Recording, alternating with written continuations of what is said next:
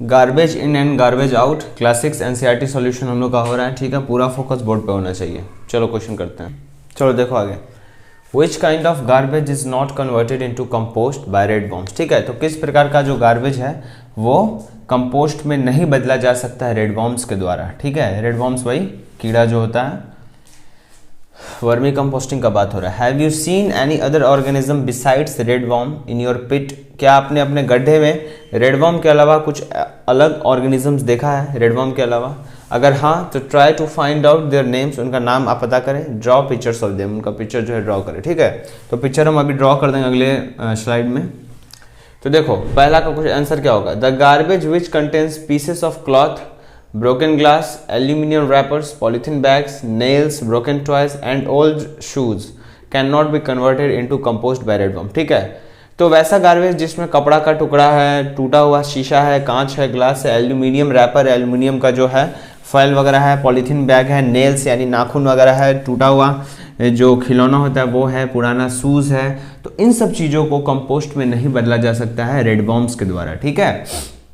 अच्छा, अब have you seen any other organism beside red worm in your pit, तो yes, a pit might contain other soil microbes, तो एक पिट में यानी एक गड्ढे में दूसरे मैक्रोब्स भी हो सकते हैं, यानी दूसरे माइक्रो ऑर्गेनिजम्स भी हो सकते हैं। जैसे हो गया बैक्टीरिया हो गया, अदर स्पीसीज हो गया अर्थवॉर्म का कुछ दूसरा स्पीसीज भी होता है, जैसे ब्रैंडलिंग वॉर्म्स होता है और रेड विगलर वॉर्म होता है, ठीक है। तुम नेट पे सर्च कर सकते हो ब्रैंडलिंग वॉर्म, ठीक है, उसका तुमको फिगर दिख जाएगा। वैसे ही रेड विगलर वॉर्म भी तुम सर्च कर सकते हो, उसका फिगर तुमको दिख जाएगा। ऐसे हम अगले स्लाइड में इसको हम फिगर बना देते हैं, ठीक है। देखो कुछ इस प्रकार से रेड विगलर वॉर्म होता है, ये फिगर थोड़ा गड़बड़ है, ठीक है, तो तुम उसको नेट से देख सकते हो रेड विगलर वॉर्म कैसा दिखता है, या बुक में भी होगा। और ब्रैंडलिंग वॉर्म जो है इस प्रकार से दिखता है, और ये जो है हमारा ये वेस्ट है, इतना वेस्ट है, इसके ऊपर ब्रैंडलिंग वॉर्म और रेड विगलर वॉर्म जो है रखा गया है, ठीक है। ये हो गया। चलो अब अगले क्वेश्चन की ओर बढ़ते हैं। चलो देखो दूसरा नंबर क्वेश्चन, डिस्कस, यानी इस पे हमको डिस्कस करना है, मतलब इसमें पूरे अच्छे से हमको बहस होना चाहिए, मतलब बताना है, ठीक है। बहस दूसरे से नहीं करना है, मतलब हमको बताना है इसके बारे में।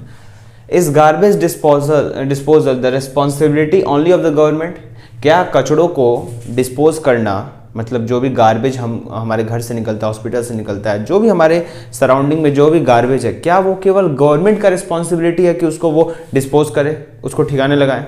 नहीं, ऐसा बिल्कुल नहीं है। तो इसी पे हम डिस्कशन करेंगे, ठीक है। हम सब जानते हैं कि केवल गवर्नमेंट का रिस्पॉन्सिबिलिटी नहीं बनता है कि वो कचरों को डिस्पोज करे, ठीक है। ये हमारा भी रिस्पॉन्सिबिलिटी बनता है कि हम कचरों को सही से ठिकाने लगाएं, बायोडिग्रेडेबल को अलग, नॉन बायोडिग्रेडेबल को अलग रखें, ठीक है, और फिर उसको अच्छे से कचरे वाले को दिए म्यूनसिपल में, और फिर वो जो है अच्छे से हो, है ना।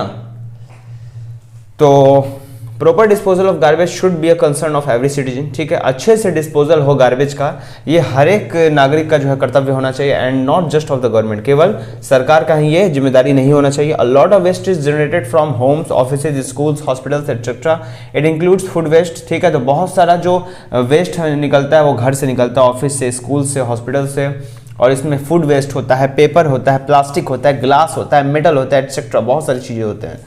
Therefore, it is required that every individual must reduce the production of waste. तो ये हर एक नागरिक का जिम्मेदारी है कि वो कम से कम वेस्ट जो है बनाए, मतलब कम से कम सामान को ऐसे यूज करे कि कम से कम वो वेस्ट हो, ठीक है। सामान को रिसाइकिल करे, रीयूज करे, रिड्यूस करे, जिससे कि क्या हो कि वेस्ट कम निकले। अगर वेस्ट कम निकलेगा तो गवर्नमेंट पे भी लोड कम पड़ेगा, ठीक है। और मतलब कि क्या है, कहना ये चाह रहा है कि ये हर नागरिक का जिम्मेदारी है कि वो वेस्ट कम से कम अपने घर से मतलब घर में कम से कम वेस्ट वो करे, ऐसे ही हॉस्पिटल में भी कम से कम वेस्ट हो। मतलब ऐसा नहीं कि रिफिल है, यूज़ किए, एक बार उस पर फेंक दिए तो पेन भी फेंक दिए, तो मतलब रिफिल खत्म तो पेन बर्बाद हो गया, ऐसा वाला काम नहीं करे, ठीक है, ठीक है। Must help in the proper disposal of this waste, ठीक है, एंड मस्ट हेल्प, और प्रॉपर डिस्पोजल हो सके इन वेस्टेज का, तो ये हर एक नागरिक का कर्तव्य है कि इन वेस्टेज का, इन गार्बेजेस का अच्छे से डिस्पोजल हो सके, ठीक है। ए नंबर हो गया। अब बढ़ते हैं बी नंबर की ओर। Is it possible to reduce problems relating to the disposal of garbage, क्या ये संभव है कि हम वैसे प्रॉब्लम जो कि गार्बेज के डिस्पोजल से रिलेटेड है, गार्बेज का डिस्पोजल मतलब कचड़ों को जो ठिकाना लगाते हैं हम, तो उससे रिलेटेड जो भी प्रॉब्लम है, तो क्या संभव है, क्या पॉसिबल है कि वैसे प्रॉब्लम्स को हम कम कर सके, ठीक है। तो इसके बारे में लिखते हैं। चलो तो बी नंबर क्या है, is it possible to reduce problem, यही वाला है, तो लिखेंगे yes it is possible to reduce problems related to the disposal of garbage, यानी गार्बेज को डिस्पोजल करने में जो भी प्रॉब्लम आता है, ठीक है, क्या क्या प्रॉब्लम आता है पहले समझो। नॉन बायोडिग्रेडेबल वेस्ट होता है ना, तो उसको लैंडफिल्स में डालना पड़ता है। तो ये एक प्रॉब्लम है कि प्लास्टिक है उसको कैसे ठिकाने लगाया जाए, क्योंकि प्लास्टिक मिट्टी में गाड़ दोगे वो पड़ा का पड़ा रह जाएगा, वो जैसे का तैसा पड़ा रह जाएगा, वो 20 साल हो या 30 साल वो जैसे का तैसा रहता है, वो जल्दी डिग्रेड नहीं होता है, ठीक है, वो डिग्रेड होता ही नहीं है, ठीक है। तो सच बात है, प्रॉब्लम तो है, गार्बेज को डिस्पोजल करने के दौरान प्रॉब्लम तो आता है, तो कैसे उन प्रॉब्लम्स को हम कम कर सकते हैं, क्या संभव है कि नहीं, पहले संभव है कि नहीं प्रॉब्लम्स को कम करना। तो yes it is possible to reduce problems related to disposal of garbage, ठीक है। हम देखो क्या क्या हम लोग कदम ले सकते हैं इसके तरफ, ठीक है। सो avoid using plastic bag, plastic bag का इस्तेमाल करना कम करें, ठीक है। और शॉपकीपर्स को भी और बाकी लोगों को भी हम लोग जागरूक करें, इंकरेज करें कि वो जो है पेपर बैग्स का इस्तेमाल करें, ठीक है।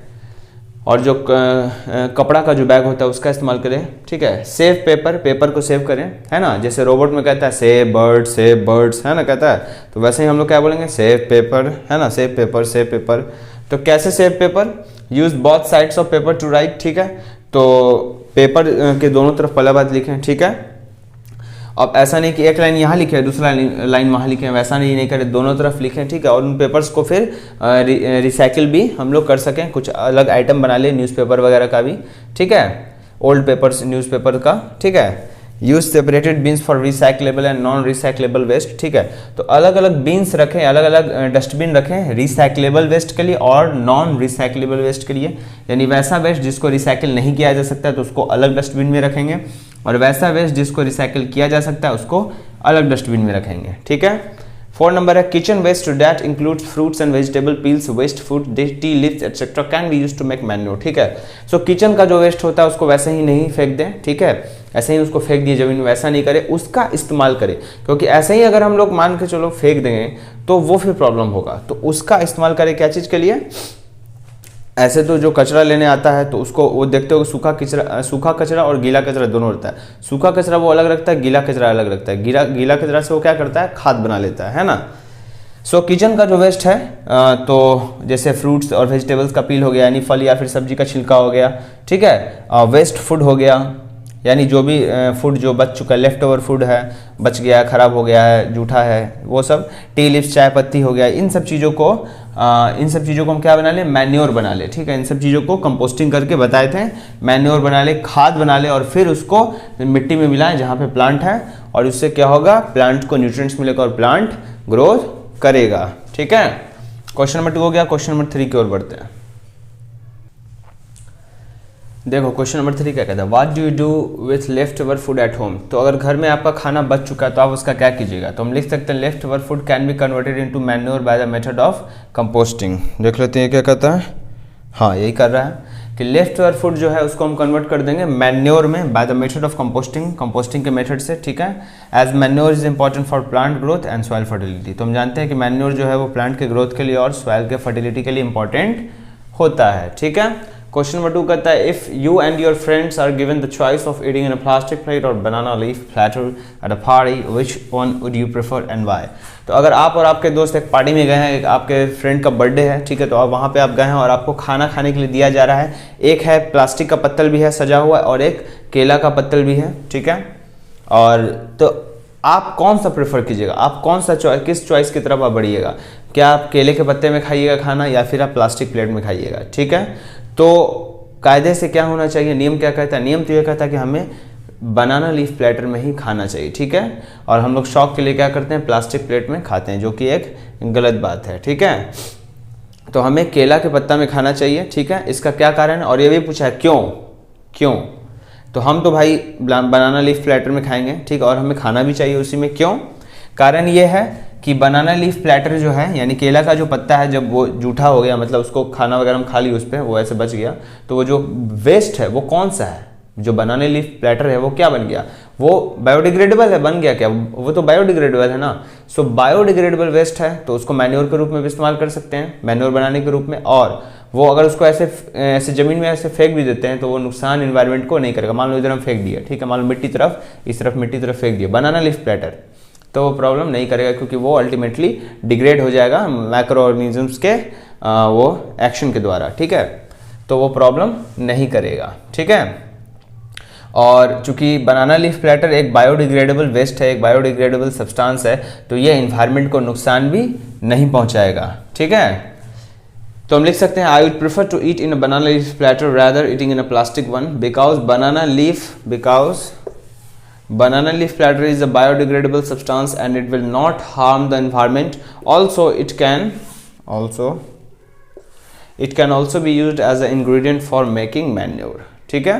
तो इसको मैन्योर बनाने के लिए एक इंग्रेडिएंट्स के रूप में भी इस्तेमाल किया जा सकता है, ठीक है। क्वेश्चन नंबर 3 हो गया। क्वेश्चन नंबर 4 की ओर बढ़ते हैं। अगला क्वेश्चन देखो, क्वेश्चन नंबर 4 कहता है ए नंबर, क्वेश्चन नंबर 4 में 2 पार्ट है, ए और बी। ए नंबर कहता है, पूछ रहा है कि collect pieces of different kinds of paper, find out which of this can be recycled. तो आप अलग अलग प्रकार का जो पेपर होता है, अलग अलग प्रकार का जो पेपर है उसका पीस को आप कलेक्ट कीजिए, ठीक है। जैसे न्यूज़पेपर हो गया, कॉपी का पेपर हो गया, किताब का पेपर, और भी कार्बन पेपर, बहुत सारा ड्राइंग पेपर, जितना भी अलग अलग प्रकार का जो पेपर होता है जो आपके नॉलेज में है या फिर जो आपको स्टेशनरी की दुकान पर मिल सकता है, तो उनको आप कलेक्ट कीजिए इधर उधर से, ठीक है। और पता कीजिए कि इनमें से कितनों को कौन कौन पेपर है जिसको रिसाइकिल किया जा सकता है, ठीक है। मतलब किसको किसको रिसाइकिल किया जा सकता है इतने पेपर्स में से, ठीक है। बी नंबर कहता है विद द हेल्प ऑफ, पहले ए को करते हैं, ठीक है। सो हम जानते हैं कि पेपर जो है वो क्या है, बायोडिग्रेडेबल है, तो एक ये भी हम जानते हैं। और हम ये भी जानते हैं कि हर प्रकार का पेपर जो है होता है उसको रिसाइकिल किया जा सकता है। पेपर जो है उसको रिसाइकिल किया जा सकता है, पेपर है, न्यूज़पेपर है, रिसाइकिल कर सकते हैं उसको, ठीक है। फिर से इस्तेमाल में ला सकते हैं उसको, दूसरा फॉर्म हम बदल सकते हैं ना, रिसाइकिल उसको किया जा सकता है, ठीक है। So all types of paper can be recycled. अच्छा बी नंबर देखो, इट इज अच्छा बी नंबर क्या है, with the help of a lens look at the pieces of paper you collected for the above question. तो एक lens के मदद से आप ऊपर जितने भी पेपर आपने कलेक्ट किया है उनको आप देखें। Do you see any difference in the material of a recycle paper and a new sheet of paper. Recycle आप लोग समझते हैं क्या होता है, पेपर है हम उसको दूसरे कबाड़ वाले को दिए, ठीक है। अब उसको क्या किया, वो रिसाइकिल कर दिया और फिर उससे नया पेपर जो है वो इस्तेमाल में लाया, नया पेपर बना दिया, ठीक है ना। तो देखते हो कोई कॉपी होता है, ठीक है ना, तो जो भी पेपर है रिसाइकिल्ड पेपर जो होगा वो नया पेपर से थोड़ा लो क्वालिटी का होगा। रिसाइकिल्ड मतलब क्या होता है, वो फिर से बना है ना, तो उसका क्वालिटी जो है थोड़ा क्या हो जाएगा, गिर जाएगा, ठीक है। तो हम कह सकते हैं it is impossible to find out the difference between the recycle and new sheet of paper. तो एक नया शीट ऑफ पेपर है और एक रिसाइकिल पेपर है, तो बहुत मतलब समझो तो बहुत मुश्किल है या फिर असंभव है कि इसमें हम अंतर कर पाएँ कि कौन सा न्यू है और कौन सा रिसाइकिल्ड है। लेकिन ऐसा जो है माना जाता है, it is believe that recycled paper is usually of low quality. लेकिन ये माना जाता है कि जो भी रिसाइकिल्ड पेपर होता है ना वो लो क्वालिटी का होता है। तो कुछ पेपर देखते हो कि जो बहुत ही लो क्वालिटी का है तो माना जाएगा कि वो रिसाइकिल्ड पेपर है, ठीक है। और न्यू पेपर रिसाइकिल्ड पेपर में ऐसे तो जज कर पाना कि कौन न्यू है, न्यू शीट ऑफ पेपर है, कौन रिसाइकिल्ड शीट ऑफ पेपर है, तो ये बहुत ही इम्पॉसिबल है। लेकिन माना जाता है कि जो भी रिसाइकिल्ड शीट ऑफ पेपर है, जो भी रिसाइकिल्ड पेपर है यानी जिसको रिसाइकिल कर दिया गया है वो लो क्वालिटी का होगा, ऐसा माना जाता है, ठीक है। क्वेश्चन नंबर 4 भी हो गया। क्वेश्चन नंबर 5 की ओर बढ़ते हैं। चलो क्वेश्चन नंबर 5 का ए देखो, पार्ट ए क्या कहता है, collect different kinds of packaging material. अलग अलग प्रकार का पैकेजिंग मटेरियल, पैकेजिंग मटेरियल समझते हो, मतलब वैसा मटेरियल जिसकी मदद से हम कोई भी सामान को पैक करते हैं, ठीक है। सो अलग अलग प्रकार का पैकेजिंग मटेरियल को आप कलेक्ट कीजिए। What was the purpose for which each one was used. तो क्या पर्पस था प्रत्येक पैकेजिंग मटेरियल को इस्तेमाल करने का, ठीक है। मान लो कोई एक पैकेजिंग मटेरियल हम पकड़ें तो उसका क्या पर्पस था, है ना, उसको इस्तेमाल करने का, उस एक पैकेजिंग मटेरियल को पकड़ने का, उस एक पैकेजिंग मटेरियल को इस्तेमाल करने का क्या पर्पस था, ठीक है। डिस्कस इन ग्रुप्स, तो उसको ग्रुप्स में हम लोग डिस्कस करेंगे, ठीक है। ए नंबर लिखेंगे the different kinds of packaging materials commonly used includes. तो अलग अलग प्रकार का जो पैकेजिंग मटेरियल है जो अधिकतर यूज होता है, कॉमनली यानी अधिकतर जो यूज होता है, उसमें क्या क्या आता है। प्लास्टिक बैग आता है फॉर कैरिंग ईटेबल्स और अदर हाउस होल्ड थिंग्स। सो पैकेजिंग मटेरियल है ना, प्लास्टिक बैग क्या है, पैकेजिंग मटेरियल है, समझ रहे हो ना। प्लास्टिक बैग क्या है, पैकेजिंग मटेरियल है, अरे यार पैक करने के लिए इस्तेमाल करते हैं कि नहीं। फॉर कैरिंग ईटेबल्स, ईटेबल्स यानी खाने योग्य जो भी सामान है, जलेबी हो गया, बुनिया हो गया, दही हो गया, तो इन सबको हम क्या कहते हैं, प्लास्टिक बैग्स में इस्तेमाल करते हैं, ठीक है। कैरिंग टेबल्स और अदर हाउस होल्ड थिंग्स, और दूसरे भी जो घरेलू सामान है उसमें भी जो हम लोग क्या लाते हैं, प्लास्टिक बैग का इस्तेमाल करते हैं। हाउस होल्ड सामान लाने के लिए, मतलब घरेलू सामान लाने के लिए भी हम लोग प्लास्टिक बैग का इस्तेमाल करते हैं। ठीक है, तो एक ये पर्पस हुआ, पर्पस समझ रहे हो। प्लास्टिक बैग क्या है, पैकेजिंग मटेरियल। क्या पर्पस है, इटेबल्स कैरी करना और हाउस होल्ड थिंग्स को कैरी करना। ठीक है, ये पर्पस है। क्लॉथ और जूट बैग, ये भी क्या है, ये भी पैकेजिंग मटेरियल है। फॉर कैरिंग फ्रूट्स यानी फल, वेजिटेबल्स और अदर ग्रॉसरीज यानी दूसरे सामान को लाने के लिए हम लोग कपड़ा या फिर जूट का जो बैग होता है उसका इस्तेमाल करते हैं, जूट का बोरा वगैरह को इस्तेमाल करते हैं। ठीक है, अनाज उनाज लाने के लिए जो है बोरा वगैरह का इस्तेमाल किया जाता है ना, गेहूँ चावल ये सब के लिए। अच्छा, पेपर बैग्स, पेपर बैग भी क्या है, पैकेजिंग मटेरियल है। फॉर कैरिंग, क्या पर्पस है, फॉर कैरिंग लाने के लिए, छोटे छोटा ग्रॉसरीज यानी छोटे छोटा सामान लाने के लिए। Packaging of food, paper bag की मदद से जो हम लोग क्या करते हैं, फूड वगैरह को भी पैक करके ले जाते हैं, है ना। सो ये तीन जो है हम यहाँ पे पैकेजिंग मटेरियल लिखे हैं और उसका पर्पस हम इस तरफ बताए हैं कि क्या पर्पस है। ठीक है, अच्छा बी नंबर पार्ट की ओर बढ़ते हैं। चलो आगे देखो, बी नंबर क्वेश्चन कहता है गिव एन एग्जाम्पल, एक उदाहरण दीजिए in which packaging could have been reduced, जिसमें कि पैकेजिंग जो होता है उसको हम लोग कम कर सकते हैं। ठीक है, एक ऐसा उदाहरण दीजिए जिसमें हम लोग पैकेजिंग को कम कर सकते हैं। ठीक है, कम किया जा सकता है। The usages of plastic bags must be reduce as packaging of cooked food items in plastic bags might affect our health. ठीक है, तो एक बात तो हम लोग को याद रख लेना चाहिए कि प्लास्टिक बैग का जो यूज़ है, खाना रखने के लिए प्लास्टिक बैग्स का इस्तेमाल अगर हम लोग खाना रखने के लिए करते हैं तो ये जो है नुकसान पहुंचा सकता है। तो ये तो डेफिनेटली जो है रिड्यूस होना चाहिए प्लास्टिक बैग्स का इस्तेमाल खाना रखने के लिए। ठीक है, तो ये एक उदाहरण दे रहे हैं कि प्लास्टिक बैग का इस्तेमाल खाना रखने के लिए कम होना चाहिए। क्यों, क्योंकि गरम गरम खाना जब हम प्लास्टिक बैग में रखते हैं, प्लास्टिक कंटेनर्स में रखते हैं, जैसे पॉलीथीन है उसमें गरम गरम सब्जी डाल दिया, तो वो जो है प्लास्टिक के साथ रिएक्शन, गरम गरम जो सब्जी है प्लास्टिक के साथ रिएक्शन करके जो क्या करेगा, प्रॉब्लम क्रिएट करेगा। ठीक है, also plastic bags are non recyclable. और एक और बात याद रखो कि प्लास्टिक बैग जो होता है वो नॉन रिसाइकलेबल होता है, यानी उसको फिर से आप रिसाइकिल करके कुछ फिर से उसको यूज़ आप नहीं कर सकते हैं। ठीक है, and burning of plastic bag, और एक और बात याद रखो कि बर्निंग ऑफ प्लास्टिक बैग्स में रिलीज हार्मफुल गैसेज, यानी जब भी हम प्लास्टिक बैग्स को जलाते हैं या जलाया जाता है तो वो हार्मफुल गैसेस प्रोड्यूस करता है, यानी वो हार्मफुल यानी खतरनाक गैसेस वो निकालता है, that can cause many health diseases, और जिससे कि बहुत सारा स्वास्थ्य संबंधित बीमारियां हो सकती है जिनसे। ठीक है, ये बी नंबर हो गया। अब हम लोग बढ़ते हैं सी नंबर की ओर। Write a story on how packaging increase the amount of garbage. तो आप एक स्टोरी लिखिए जिसमें कि आप ये बताइएगा कि पैकेजिंग जो है, यानी जो हम लोग अलग अलग आइटम्स खरीदते हैं उनके लिए, उस आइटम्स को खरीदने के लिए बार बार मांगते हैं कि भैया को पॉलीथीन दीजिए ना, भैया को पॉलीथीन, भैया को पन्नी दीजिएगा ना। तो ये जो पैकेजिंग है ये कैसे इंक्रीज कर रहा है गार्बेज को, यानी गार्बेज के मात्रा को पैकेजिंग कैसे इंक्रीज कर रहा है, अब हम लोग वही जानने वाले हैं। ठीक है, चलो सी नंबर देखो। तो राइट ए स्टोरी, ये बता रही है क्या करेंगे, लिखेंगे packaging increases the amount of garbage as we keep on throwing the packaging materials carelessly on roads and other places. ठीक है, सो पैकेजिंग जो है यानी चिप्स को पैक करना, बिस्किट को पैक करना, या फिर पॉलीथीन, फल ला रहे हैं तो उसमें पॉलीथीन, मतलब पॉलीथीन में फल लाएं और पॉलीथीन ऐसे ही फेंक दिए। ठीक है, सेव लाएं, बुनिया लाएं, जो भी चीज़ लाएं तो उसको हम लोग पॉलीथीन में और ऐसे फेंक दिए। सो पैकेजिंग जो है वो इंक्रीज कर रहा है amount of garbage as we keep on throwing the packaging material. तो जो भी पैकेजिंग मटेरियल है, जैसे चिप्स है तो चिप्स का पैकेजिंग मटेरियल क्या है, उसका जो पैकेट है उसको ऐसे ही फेंक रहे हैं। ठीक है, फ्रूटी है या फिर जो भी चीज़ है, कोल्ड ड्रिंक है उसका हम ऐसे फेंक दे रहे हैं, लस्सी का पैकेट है उसको ऐसे फेंक दे रहे हैं। सो जो पैकेजिंग मटेरियल है उसको हम लोग रोड्स पे या फिर दूसरे जगह पे केयरलेसली, मतलब जैसे तैसे फेंक दे रहे हैं। ठीक है, सो इससे क्या हो रहा है, एनवायरनमेंट में गार्बेज बढ़ रहा है, यानी कचरा बढ़ रहा है। Amount of garbage is increasing in our environment as we are carelessly throwing the packaging material on roads and other places. ठीक है, also since these packaging materials mainly plastic cover, चूंकि ये जो पैकेजिंग मटेरियल है अधिकतर में कौन, plastic cover, are non recyclable. तो जो प्लास्टिक के कवर्स होते हैं ये नॉन रिसाइकलेबल होते हैं। They keep lying on the road. तो ये जो नॉन रिसाइकलेबल प्लास्टिक कवर्स हैं, यानी वैसे प्लास्टिक कवर जो रिसाइकिल नहीं हो सकते हैं, ये ऐसे ही रोड पे जो पड़े रहते हैं and can not be properly disposed of. तो इनको जो है प्रॉपरली डिस्पोज नहीं किया जा सकता है तो रोड पे पड़े हुए, रोड पे पड़े हुए तो पड़े हुए हैं, कुछ नहीं कर सकते हैं। अब उस पर बैक्टीरिया तो अटैक नहीं ना करेगा, बैक्टीरिया करेगा भी तो कोई फायदा नहीं है। बैक्टीरिया तो हर चीज़ पे अटैक कर रहा है, बैक्टीरिया यहाँ अटैक कर रहा है, इस पर अटैक कर रहा है, हर चीज़ पे, लेकिन कोई फायदा नहीं है। क्यों? क्योंकि ये जो है नॉन रिसाइक्लेबल है, नॉन बायोडिग्रेडेबल है, ठीक है, और ये नॉन रिसाइक्लेबल भी है।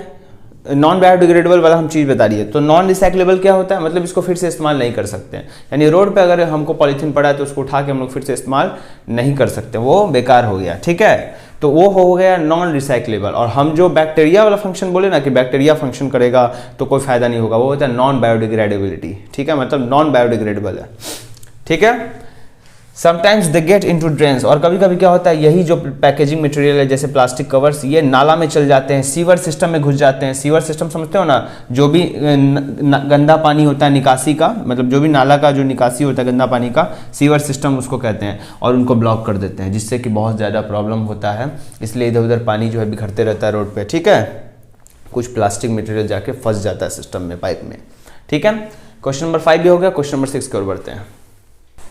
चलो आगे देखो। So do you think that it is better to use compost instead of chemical fertilisers, ठीक है। तो आपको लगता है, क्या आपको ऐसा लगता है कि कंपोस्ट का इस्तेमाल करना ज़्यादा अच्छा रहेगा बजाय इसके कि हम केमिकल फर्टिलाइजर्स को इस्तेमाल करें? और अगर ऐसा लगता है कि हाँ, तो फिर क्यों, ये भी बताना है। तो हम लिखेंगे yes it is better to use compost instead of chemical fertiliser. हाँ, ये अच्छा रहेगा कि हम कंपोस्ट का इस्तेमाल करें बजाय इसके कि हम केमिकल फर्टिलाइजर्स का इस्तेमाल करें। केमिकल फर्टिलाइजर्स क्या है? ये भी न्यूट्रिएंट प्रोवाइड करेंगे, बट ये केमिकल्स हैं, ये नुकसान पहुंचा सकते हैं प्लांट को। और ये क्या है? कंपोस्ट। कंपोस्ट जो होता है वो टोटली ऑर्गेनिक होता है, यानी कि वो मैन्योर से बना है, खाद से बना है, तो वो फायदेमंद होगा प्लांट के लिए, है ना। This is because compost is prepared from plants and animal wastage, ठीक है। तो कंपोस्ट जो होता है वो प्लांट और एनिमल वेस्ट से बनता है, therefore it easily get decompose, ठीक है। तो जो कंपोस्ट होता है वो आसानी से डिकम्पोज हो जाता है मिट्टी में। It does not add any harmful chemicals to the soil, और ये क्या करता है? सॉइल को कोई हार्मफुल केमिकल्स जो है वो नहीं प्रोवाइड करता है। कौन? कंपोस्ट। कंपोस्ट जो होता है वो क्या करता है? सॉइल को, यानी मिट्टी को कोई खतरनाक केमिकल्स नहीं प्रोवाइड करता है, ठीक है। Whereas an excessive use of chemical fertilisers causes soil and water pollution, ठीक है। तो अगर अधिकतर बहुत ज़्यादा इस्तेमाल करेंगे हम लोग केमिकल फर्टिलाइजर्स का, तो उससे क्या होगा? सॉइल यानी मिट्टी और पानी जो है वो प्रदूषित होगा और उसमें पॉल्यूशन फैलेगा, ठीक है। सो कंपोस्ट जो होता है वो एनिमल और प्लांट वेस्ट से बनता है, तो उसको हम मिला सकते हैं मिट्टी में, उससे कोई प्रॉब्लम नहीं है, वो बायोडिग्रेडेबल है, डिकम्पोज हो जाएगा आसानी से, ठीक है। लेकिन वहीं पे अगर हम केमिकल फर्टिलाइजर्स मिलाते हैं तो वो नुकसान कर सकते हैं, क्योंकि उसमें केमिकल्स है, उसमें क्या है? केमिकल्स। और वो जो है एक्सेसिव यूज अगर हम कर लिए केमिकल्स का, केमिकल फर्टिलाइजर्स का, देखो फायदा तो करता है केमिकल फर्टिलाइजर्स प्लांट का ग्रोथ में, मिट्टी का फर्टिलिटी बढ़ाने में, लेकिन वो केमिकल है, वो तुरंत रिएक्शन करेगा तो वो प्रॉब्लम करेगा। फिर आगे जाके एक्सेसिव यूज करने के कारण सॉइल और वाटर पॉल्यूशन होगा केमिकल फर्टिलाइजर्स के कारण, ठीक है। So garbage in and garbage out class 6 NCERT पूरा कंप्लीट हो चुका है। हम लोग साइंस जो है कंप्लीट कर चुके हैं क्लास 6 का। क्लास 6 साइंस कंप्लीट हो चुका है, पूरा थ्योरी हम चढ़ा दिए हैं, पूरा एक्सरसाइज, पूरा थ्योरी A to Z चीज कंप्लीटेड है। अब करना क्या है? इसको देखो, सीखो, पढ़ो और मार्क्स लाओ, बस। जय हिंद।